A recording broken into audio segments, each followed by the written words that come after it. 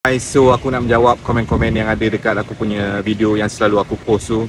Ramai yang tanya, perfume ni boleh pakai untuk outdoor ke, sesuai ke pakai dekat cuaca panas, bawah matahari.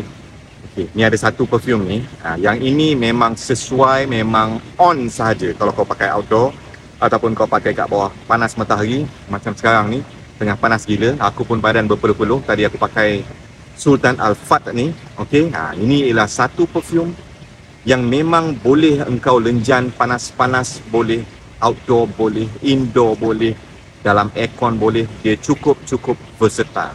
Ini kalau kau familiar dengan bau Black Hawas, tetapi yang ini tidak se-dark ataupun se-earthy Black Hawas tu. Ini dia lebih aromatic, dia lebih citrusy dan slightly sweeter compared dengan Black Hawas tu yang macam bau dia pahit-pahit kelat sikit kan. Yang ini dia ada pahit-pahit kelat, manis dia sedikit.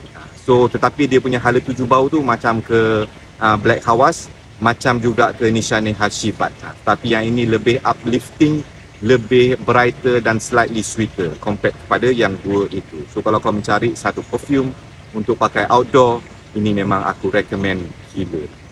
Okay guys, so sekian sajalah review kita hari ini di bawah matahari yang terik ini. Assalamualaikum.